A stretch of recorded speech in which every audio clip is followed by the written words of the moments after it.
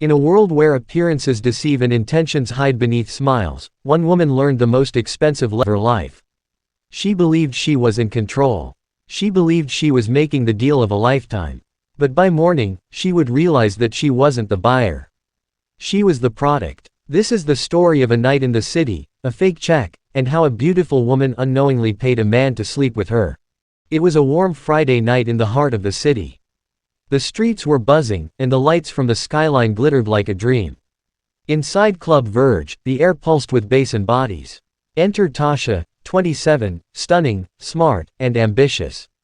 Dressed in a silk dress that hugged her curves and heels that demanded attention, she knew she owned the room the second she walked in. She wasn't new to nightlife. Tasha had mastered the game: be seen, be desired, but never be cheap. Her rules were clear, her standards high, and she never, ever gave herself away for free. But tonight, something was different. He was there. He stood at the bar, alone but commanding. Simple, clean suit, no loud jewelry. Just a Patek Philippe watch, subtle but unmistakable to those who knew luxury. His name, though she didn't know it yet, was Jordan Wells. He wasn't the usual flashy type. He didn't throw money around or surround himself with thirsty women. He was calm, reserved. There was something magnetic about that. Tasha noticed him immediately, and he noticed her too. Their eyes met. He walked over. "Jordan," softly. "You look like you've seen something interesting." Tasha, smirking. "Maybe I have." The conversation was effortless, flirtatious, electric. But when he leaned closer and said, "Jordan, why don't we take this somewhere more private?" Tasha froze. That was bold. "Tasha, I don't sleep with men, I just meet at clubs." Jordan, smiling. "I respect that." He didn't push, just nodded, tipped the bartender, and disappeared into the crowd. Tasha sat there, annoyed, confused, intrigued. Later that night, still thinking about him, she asked the bartender, "Tasha, who was that guy?" The bartender leaned in. "Bartender, that's Jordan Wells. Billionaire, tech investor, real estate mogul. Doesn't show up often, but when he does, let's just say, he's the real deal." Suddenly, everything changed. Tasha's pride dissolved into curiosity. Billionaire, quiet money. That kind of man was rare and valuable. She wasn't used to chasing anyone, but this man wasn't just anyone. She found him again, this time in VIP, surrounded by men in suits, sipping aged whiskey. She walked straight up to him. "Tasha, still interested in that private time?" "Jordan, depends. You said no earlier." Tasha, smiling. "Let's just say I've reconsidered, but my time isn't free." Jordan, leaning back. "Neither is mine." She didn't flinch. "Tasha, so, how much for a full night?" He looked at her, amused. "Jordan, $300. She laughed. "Tasha, I said a night, not an hour." They went back and forth. $300 turned to $500, then $750. She stood firm. Finally, they agreed, $1,000 for the night. But then came the twist.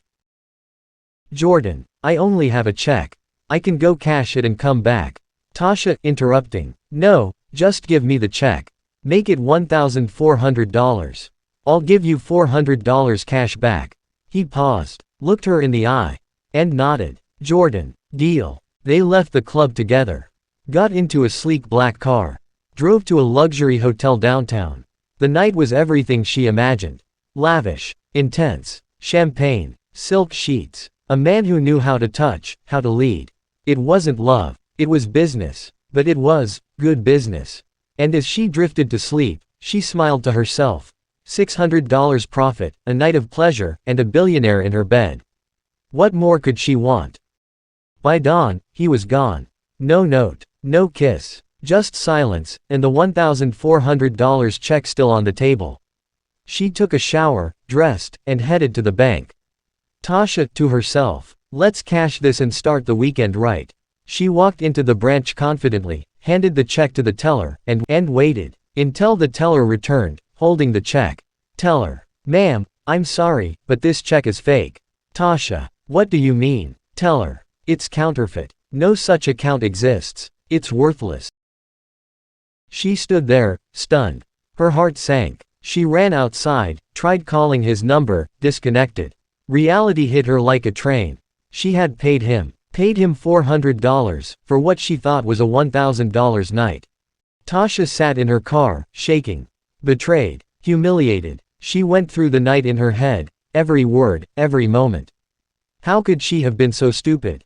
So greedy. The man had played her like a symphony. He never said he was rich. He never confirmed anything. She assumed. And she acted on that assumption. In her pursuit of easy money, she fell for the oldest trick in the book, deception wrapped in desire. Back home, she couldn't sleep. Couldn't eat. Couldn't shake the feeling of being used. But the truth was harsher than that. She hadn't been used. She had tried to use him. And in the end, she got outplayed. That night haunted her. The fake check, the confidence, the way he disappeared. She learned more about herself in 12 hours than she had in 12 years. She wasn't the hunter. She was the prey. Weeks passed. The story became a secret she never told. A scar beneath her pride. But she changed. No more shortcuts. No more chasing fast money. No more placing her worth in the hands of strangers. And as for Jordan, he vanished. Like smoke. Some say he was a con artist. Others say a rich man with a twisted sense of humor. But one thing's for sure. He taught her the price of greed.